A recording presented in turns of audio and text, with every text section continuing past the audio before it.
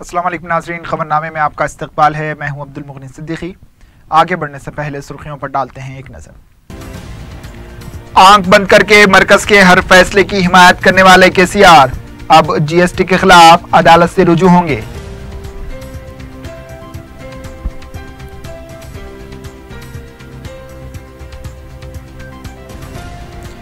GST के मामले में फैसला तमाम रियासतों से मुशावरत के बाद ही लिया गया। अब अदालत से रुजू होने का केसीआर का फैसला नामुनासिब, मरकजी वजीर बंडारू दत्तात्रेय का रद्द-ए-अमल। तुलबा के स्कूली बैग्स का वजन कम ना करने वाले स्कूल्स के खिलाफ सख्त कार्रवाई, महकूमे तालीम का इंतबाह, जांच के लिए 32 खुसूसी टीमों की तश्कील।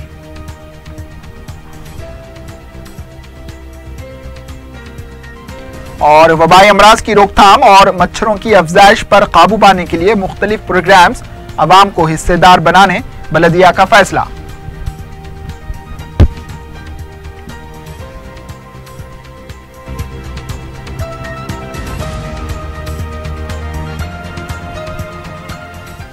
सुर्खियां आपने देखी, अब पेश है खबरों की तफसील।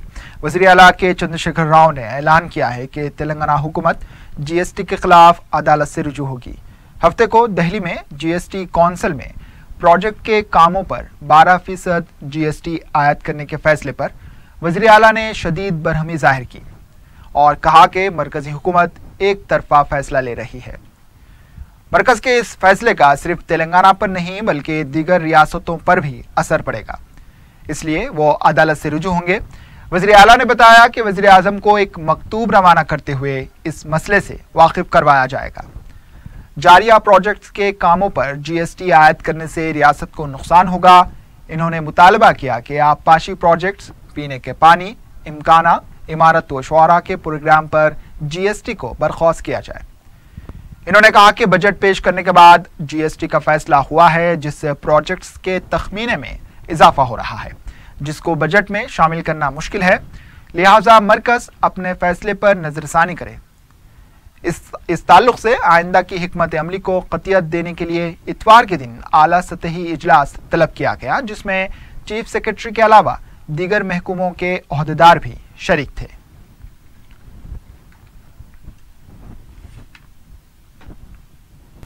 रुकने पार्लियामेंट बी सुमन ने कहा है कि जीएसटी कौंसिल का फैसला तेलंगाना प्रोजेक्ट के लिए बोझ बन जाएगा।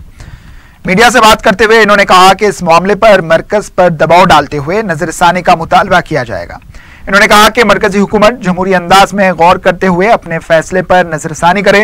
बी सुमन ने कांग्रेस को निशाना बनाते हुए कहा कि आबपाशी प्रोजेक्टों को रोकने के लिए कांग्रेस अदालत से रुजू हो रही है, जिसका जवाब आने वाले दिनों में आवाम देगी। కరీంనగర్ కు మెడికల్ కళాశాల కావాలనేటటువంటి అదే బలంగా ఉండుంటే ఆనాడు పదవుల్లో ఉన్నటువంటి వాళ్ళు రాష్ట్రంలో మీరే అధికారంలో ఉన్నారు, కేంద్రంలో మీరే అధికారంలో ఉన్నారు, డెఫినెట్గా మీరు ఆనాడు అనుకుంటే అన్ని రకాల అనుమతులు త్వరితగతిన తీసుకొచ్చి చేసేటటువంటి ఆస్కారం ఉన్నటువంటి తరుణంలో ఆనాడు చేయకుండా ఇవాళ మా ప్రభుత్వం పైన దుమ్మెత్తిపోయడం ఎంతవరకు కరెక్ట్ అని నేను అడుగుతా ఉన్నా పొన్నం ప్రభాకర్ గారిని. మరి వెనుకబడ్డ మహబూబ్ నగర్ లాంటి జిల్లాకు మెడికల్ కళాశాల వద్దా? అదేవిధంగా వెనుకబడ్డ సిద్దిపేట లాంటి ప్రాంతానికి మెడికల్ కళాశాల వద్దా? మీ కాంగ్రెస్ పార్టీకి ఏమన్నా విధానం ఉందా? తెలంగాణలో ఎక్కడ మెడికల్ కళాశాలలు ఇవ్వద్దు, కేవలం కరీంనగర్కి మెడికల్ కళాశాల ఇవ్వాలనేటటువంటి విధానం ఏమైనా కాంగ్రెస్ పార్టీకి ఉందా? మేము అడుగుతా ఉన్నాం సూటిగా. मरकजी वजीर बंडारू दत्तात्रेय ने कहा है कि तेलंगाना के वजीर आला का मरकज पर एक तरफा फैसले लेने का इल्जाम बिल्कुल बेबुनियाद है। मीडिया से बात करते हुए इन्होंने जीएसटी के मामले में अदालत जाने के फैसले को नामुनासिब करार दिया। दत्तात्रेय ने कहा कि जीएसटी के मामले पर मरकज ने तमाम रियासतों से बातचीत और मुशावरत के बाद ही फैसला लिया है। इन्होंने कहा कि रियासत के वजीर फाइनेंस भी जीएसटी कौंसिल में रुकन है। बंडारू दत्तात्रेय ने कहा कि जीएसटी के इजलास में प्रोजेक्ट के कामों पर 18% जीएसटी को 12% जीएसटी किया गया है। ताहम ये कतई फैसला नहीं है, वो इस सिलसिले में वजीर फाइनेंस से भी बात करेंगे। जीएसटी से जो है हमारे को बहुत खुद जो है राजदों को नुकसान होता बोलकर उन्होंने बताया और उन्होंने कहा कि ये एक पक्ष निर्णय एक तरफ से जो है किया गया निर्णय, ऐसा उन्होंने कहा ये बराबर नहीं है, ये ठीक नहीं है। ये जीएसटी जो है ये फेडरल स्ट्रक्चर में है और जीएसटी में उनके सरकार और उनके मंत्री भी उसमें शामिल है और ऐसा कहना उतना ठीक नहीं है। लेकिन मैं इतना कह सकता हूँ अभी 12% से वो कम करने का उम्मीद है, इसलिए अभी टैक्स एंड टैक्स अभी नहीं है। सर पास में एकदम जीएसटी की इतनी तायद करने वाले अचानक दिल्ली के टूर के बाद से इतनी खटास क्यों आ गई, सर मुझे क्या है? ये तो कोई सियासती मामला नहीं है। हमारे प्रधानमंत्री जी ने बहुत साफ साफ बता दिया कि हम किसी से हम सौदागिरी करने के लिए नहीं है, हम देश के हित में काम कर रहे हैं। रुकने पार्लियामेंट बी नरसैया गौड़ ने कहा है कि मरकजी हुकूमत ने जीएसटी के मामले में रियासत के साथ धोखा किया। मीडिया से बात करते हुए इन्होंने कहा कि बिल की मंजूरी तक मरकजी हुकूमत रियासत के तजावीज़ का अहाता करने का तयक़ुन देती आई, लेकिन बिल की मंजूरी के बाद वो मुनहरिफ हो गई। इन्होंने कहा कि तेलंगाना हुकूमत अंबानी और अदानी के लिए प्रोजेक्ट्स तामीर नहीं कर रही है, बल्कि आवाम के लिए प्रोजेक्ट्स तामीर किए जा रहे हैं। नरसैया गौड़ ने कहा कि बीजेपी के हर फैसले की टीआरएस हुकूमत ने तायद की है, इसके बावजूद रियासत के साथ नाइंसाफी हो रही है, लेकिन टीआरएस हुकूमत तेलंगाना के मामले में किसी तरह का समझौता किए बगैर जद्दोजहद करेगी।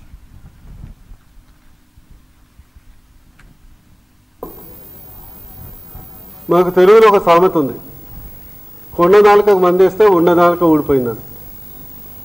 అంటే జిఎస్టీ దేశవ్యాప్తంగా బిజినెస్ పీపుల్ కానీ రాష్ట్ర ప్రభుత్వాలు కానీ మనం కానీ సపోర్ట్ చేస్తుంది. ఎందుకంటే డబుల్ ట్యాక్సేషన్ ట్రిపుల్ ట్యాక్సేషన్ కావద్దని, లేదా ట్యాక్స్ టెర్రర్ అనేది ముగించాలని, లేదా ట్యాక్స్ సింప్లిఫై కావాలని, అట్లా at the same time tax rate కూడా తగ్గాలని ఒక ఆలోచనతో జిఎస్టీని మనము ఒక గుడ్ ఇంటెన్షన్తో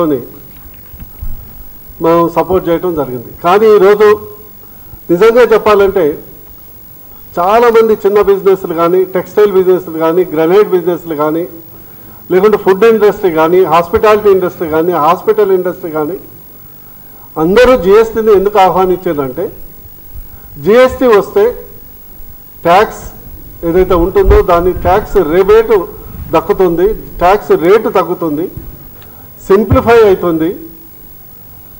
దాన్ని అందరూ అంటే ఇదివరకు ట్యాక్స్ ఎగ్గొట్టే వాళ్ళు కూడా ఈరోజు ట్యాక్స్ కడతారు అనే ఉద్దేశంతో జిఎస్టీని.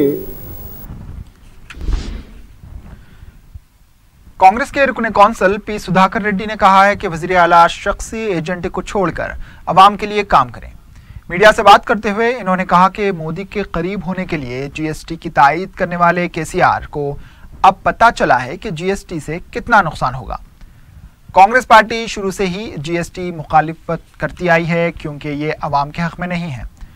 इन्होंने कहा कि केसीआर एक मफाद परस्त सियासतदां हैं, वो अपने मफाद के लिए काम करना छोड़कर अवाम के लिए काम करें।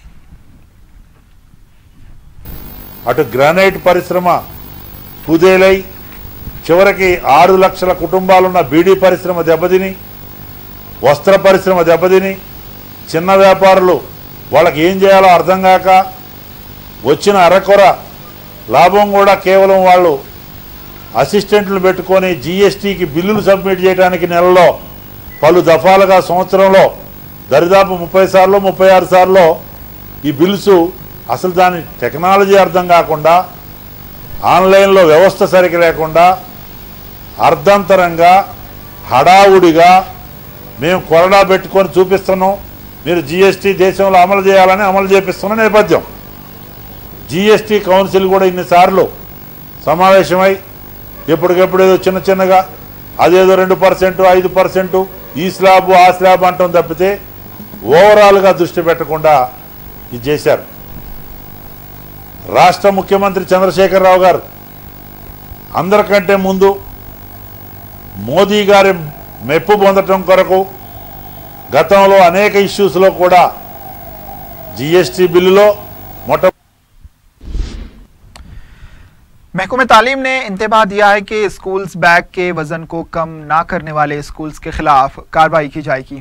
सरकारी अहकामात की खिलाफ वर्जी करने वाले स्कूल्स के खिलाफ कार्रवाई के लिए महकमे तालीम ने 32 खुसूसी टीमें तश्कील दी हैं। ये टीमें 11 अगस्त से मुकामी सतह पर स्कूल्स की जांच करेंगी। वाज़ेह है कि एक माह कबल महकमे तालीम ने अहकामात जारी करते हुए तमाम स्कूल्स में सरकारी निसाब की तालीम और बैग के वजन को कम करने के अहकामात जारी किए थे।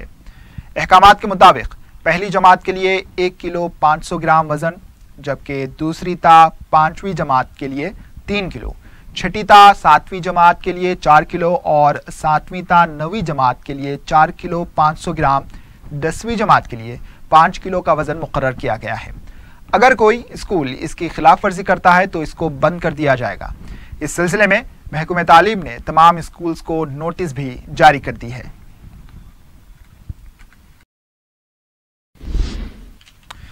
अजीमतर बलदिया हैदराबाद में मच्छरों की अफजाइश पर काबू पाने और वबाई अमराज मलेरिया और डेंगू से अवाम को महफूज रखने के लिए बलदिया ने मुख्तलिफ प्रोग्राम्स में अवाम को हिस्सेदार बनाने का फैसला किया है। इस सिलसिले में बलदिया ने मॉस्किटो ऐप हैदराबाद तैयार किया है, जिसे अवाम प्ले स्टोर से डाउनलोड कर सकते हैं। इस ऐप में मच्छरों की अफजाइश पर काबू पाने से मुताल्लिक 11 सवालात दिए गए हैं, जिसका जवाब हाँ या ना में देना है। सही जवाब देने वालों का इंतखाब लॉटरी के जरिए किया जाएगा और इसको 25,000 रुपये इनाम भी दिया जाएगा। इसके अलावा इन 11 सवालात का क्विज प्रोग्राम भी शहर के 2000 स्कूल्स में मुनक्किद करने का मंसूबा तैयार किया जा रहा है।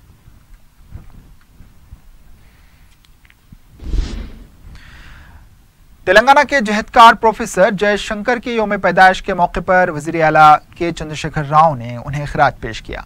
इन्होंने अपने प्याम में कहा कि उनकी खिदमात तेलंगाना आवाम कभी नहीं भूल सकती।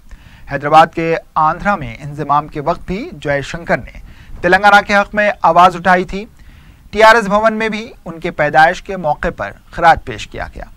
वज़ीर दाखिला एन नरसिम्हा रेड्डी और अरकान पार्लियामेंट ने उनकी तस्वीर पर फूल डालकर खिराज पेश किया। इस मौके पर वज़ीर दाखिला ने कहा कि तहरीक के दौरान KCR की रहनुमाई जयशंकर ने ही की थी। रियासत के मुख्तलिफ सरकारी इदारों और अजला में प्रोफेसर जयशंकर की यौम पैदाइश तकरीब मुनक्किद की गई। वक्फे के बाद आपका दोबारा इस्तकबाल है और अब बढ़ते हैं दीगर खबरों की जानिब। हैदराबाद की 76 साल पुरानी बैचलर क्वार्टर बिल्डिंग जुबोहाली की शिकार है। गुज़िश्ता 3 दहों से इसकी देखरेख करने वाला कोई नहीं। उस्मान अली खां बहादुर ने अपनी वालिदा के नाम से मुअज़्ज़म जाही मार्केट के इलाके में इस इमारत को तामीर करवाते हुए इसको तालीमी इमदाद के लिए वक्फ कर दिया था और इसकी निगरानकार हाउसिंग बोर्ड को मुकर्रर किया और इस इमारत की आमदनी का 1.5% हाउसिंग बोर्ड को मुआवजे के तौर पर देते हुए फरमान जारी किया। हाउसिंग बोर्ड 1941 से 1977 तक निज़ाम के फरमान के मुताबिक आमदनी की रकम महकमे तालीम के हवाले करता रहा। 1977 में हाउसिंग बोर्ड ने 3 लाख रुपए महकमे तालीम को देकर इस बिल्डिंग को अपने कब्जे में कर लिया। उस वक्त की हुकूमत ने इस सिलसिले में अहकामात भी जारी किए। इसके बाद वक्फ बोर्ड और हाउसिंग बोर्ड के दरमियान इस इमारत का मसला अदालत में चला गया। 2010 में TRS पार्टी के सदर और मौजूदा वज़ीर आला के चंद्रशेखर राव ने इस बिल्डिंग के तहफ़्फ़ुज़ का ऐलान किया था और नायब वज़ीर आला मोहम्मद महमूद अली इस बिल्डिंग को वक्फ बोर्ड के हवाले करने का मुतालबा करते हुए अदालत से रुजू भी हुए। इस इमारत में 12 मलकियात और 26 कमरे हैं। इस इमारत को उर्दू का मरकज़ भी कहा जाता है और यहाँ पर बड़े बड़े वकला के दफातर भी मौजूद थे। अदालत में मुकदमे के साथ साथ इस इमारत की देखरेख का मामला भी लैद व लाल में पड़ गया। इस इमारत के ग्राउंड फ्लोर पर मौजूदा मलकियात का कारोबार करने वाले अफराद ने इमारत की खस्ता हालत को देखते हुए इसके तहफ़्फ़ुज़ और दागदोज़ी का फैसला किया। चूंकि ये इमारत सरकारी है, इसकी इजाज़त के लिए ये लोग अदालत से भी रुजू हुए, ताहम इनको अब तक इसकी इजाज़त नहीं मिली।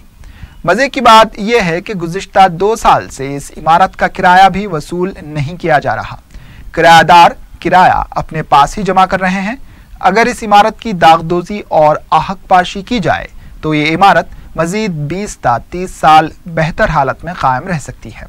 इस सिलसिले में 6 साल पहले ही JNTU की रिपोर्ट भी दी थी। बहरहाल अगर वक्फ बोर्ड इस मसले पर संजीदगी का मुजाहरा करे तो तमाम मसाइल का हल निकल सकता है। इस तरह वक्फ बोर्ड की आमदनी भी बढ़ेगी और मंशाए वक्फ भी पूरा होगा।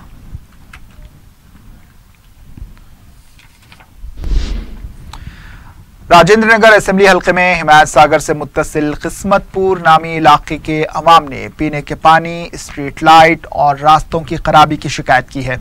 अवाम ने बताया कि उनके इलाके का नाम तो किस्मतपुर है, लेकिन बदकिस्मती यह है कि गुज़िश्ता 3 सालों से उन्हें पानी खरीद कर इस्तेमाल करना पड़ रहा है।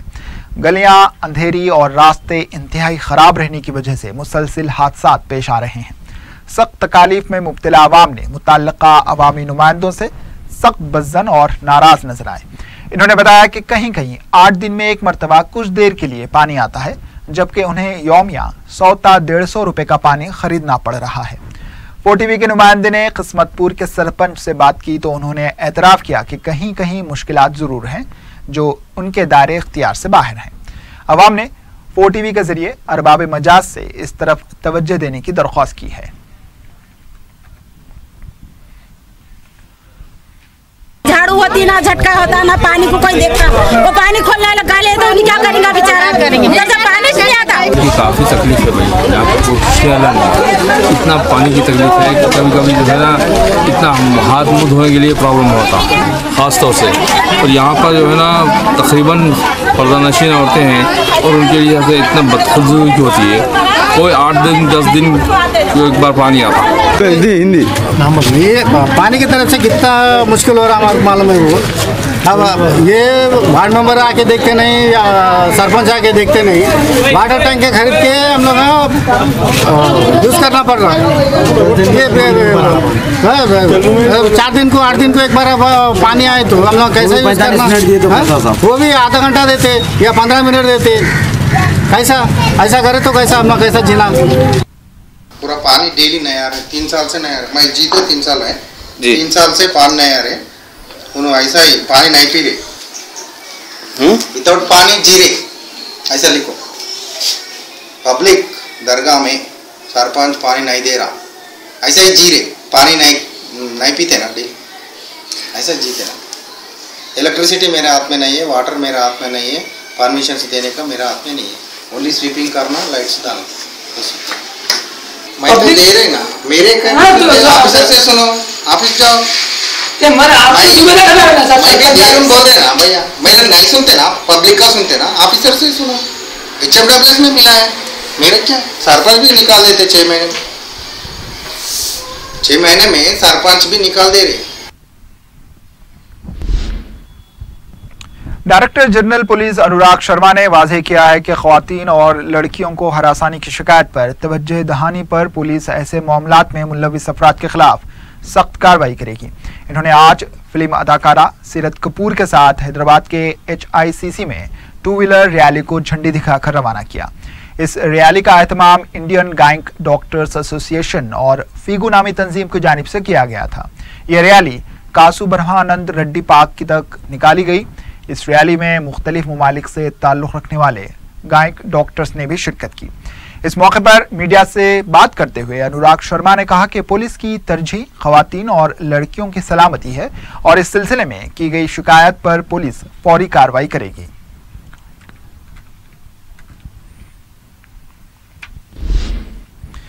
मिसरीगंज में तेलंगाना हज कमेटी की जानिब से आज़मीन हज के लिए तरबियती कैंप मुनक्किद किया गया। इस मौके पर आज़मीन हज को मनासिक हज और ज़ियारत मदीना मुनव्वरा के बारे में ज़रूरी मालूमात से वाकिफ करवाया गया। इस मौके पर प्रोफेसर SS शकूर, मौलाना अनवर अहमद और मौलाना ज़ियाउद्दीन नक्शबंदी के अलावा उलमा इकराम मौजूद थे।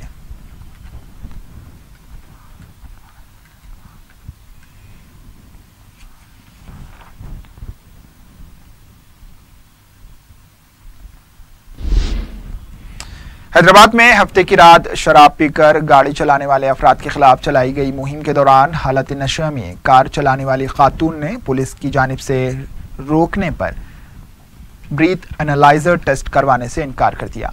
इस टेस्ट के जरिए हालत नशे में होने का पता चलता है। ये मुहिम हफ्ते की रात जोबली हिल्स इलाके में चलाई गई। हालत नशे में गाड़ियां चलाने से होने वाले हादसात की रोकथाम के लिए पुलिस की जानिब से ये मुहिम चलाई जा रही है।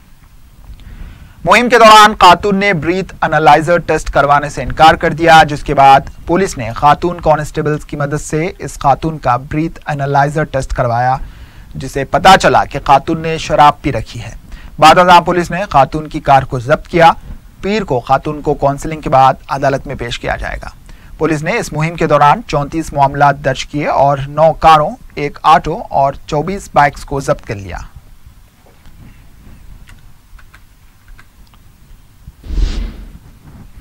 नॉर्थ जोन टास्क फोर्स ने एक 180 ग्राम कोकीन जब्त करते हुए एक नाइजीरियाई और एक हैदराबादी शहरी को गिरफ्तार किया।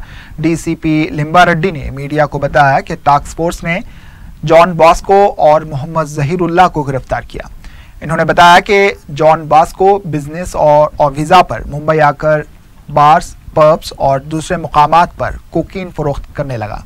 इत्तेफाक से इसकी मुलाकात जहीरुल्लाह से हुई, जिस पर इन दोनों ने हैदराबाद में कोकीन फरोख्त करना शुरू की। जहीरुल्लाह हैदराबाद में 2,500 से 3,000 रुपए फी ग्राम कोकीन फरोख्त करता था। इन्होंने बताया कि टास्क फोर्स ने मुलजिमीन के कब्जे से 180 ग्राम कोकीन, 1 मोटरसाइकिल और 4 सेलफोन जब्त कर लिए।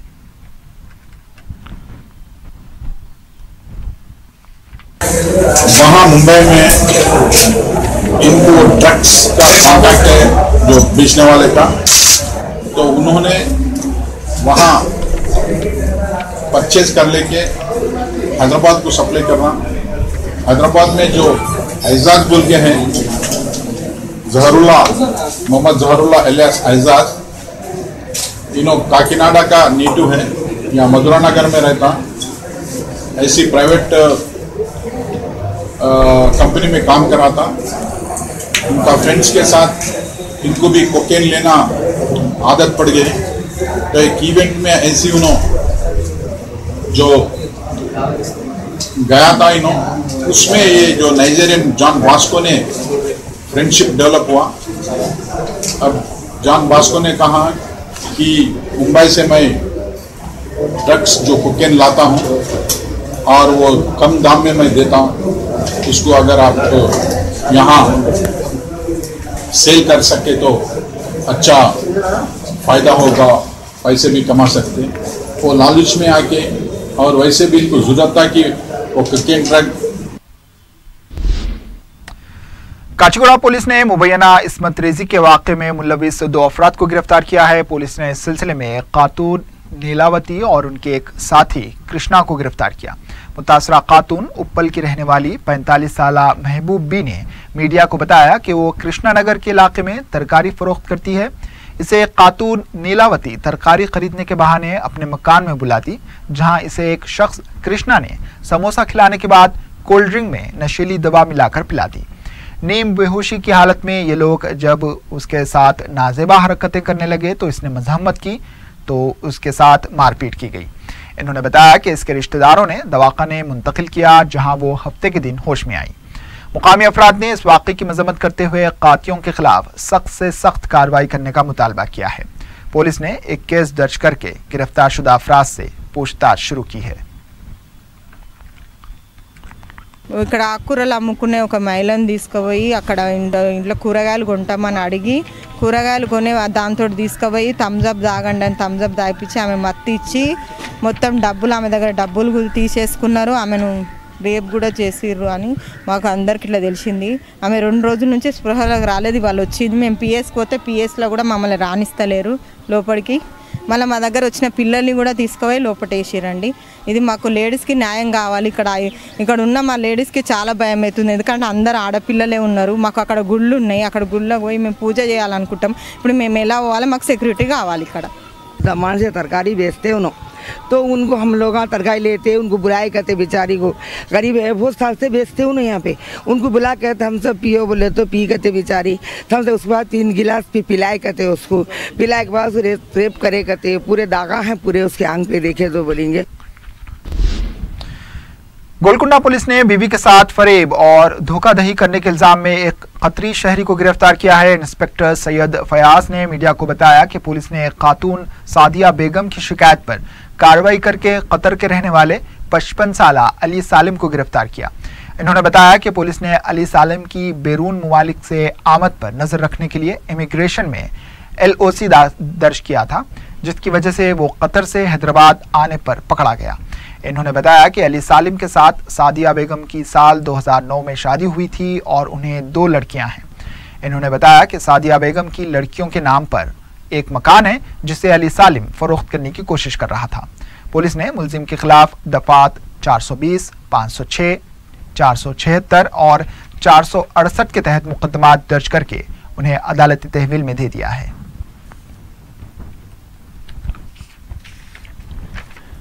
गुज़िश्ता महीना सादिया नाम का एक लड़की ने हमारे पास आके एक दरख्वास्त दर्ज करवाई कि उनके शौहर जो ख़तर नेशनल है अली बिन सालम, वो अपने शौहर ने बग़ैर उसके इजाज़त के अपने घर बेच के दूसरों के हवाले कर दिया बोल के वो इल्ज़ाम लगा के हमारे पास एक केस दर्ज करे।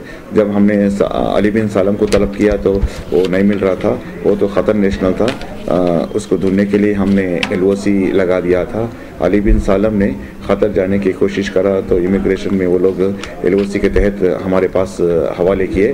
हम मज़ीद के तहक़ीक़ात जारी कर रहे हैं। जिनसे मेरी शादी 2009 में हुई थी और वो खतरी है, ख़तर का नेशनलिटी अरब है, और जिनसे मुझे 2 बेटियां हुए थे 2009 में। वो है सो कि एक प्रॉपर्टी टोली चौकी में ख़रीदे थे जो अपने बेटियों के नाम से लिए थे। वो क्या किए, अंदर है सो कि प्रॉपर्टी वो बेच दिए और हमसे 1.5 साल से राब्ते में नहीं है। नो मेंटेनेंस, नो खर्चा, कुछ नहीं, इवन एक कॉल नहीं, बच्चों का कुछ रेस्पॉन्स नहीं। और वो उल्टा मेरे घर वालों को, मेरे को सबको थ्रेट करके फेक कॉल्स पे नॉन एलिजिबल ऐसे बातें बोल के हमको है सो कि हरास्ट कर रहा। और हम यहाँ पे गोलकुंडा PS से कोऑपरेट किए। जब हम ऑफिसर के पास आए यहाँ पे फैयाज साहब से, उनसे रब्ता किए तो वो हमको कोऑपरेट करे, जिसकी वजह से हम उनको कल एयरपोर्ट पे से पकड़े। आखिर में सुर्खियों पर एक और नजर। आंख बंद करके मरकज के हर फैसले की हिमायत करने वाले KCR अब GST के खिलाफ अदालत से रुजू होंगे।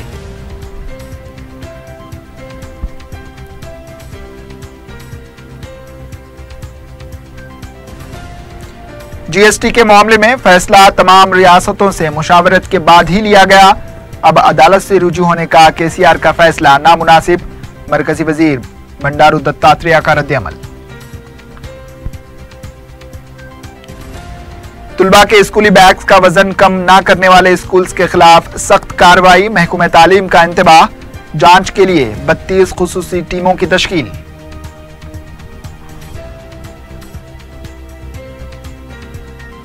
और वबाई अमराज की रोकथाम और मच्छरों की अफजाइश पर काबू पाने के लिए मुख्तलिफ प्रोग्राम्स, अवाम को हिस्सेदार बनाने बलदिया का फैसला।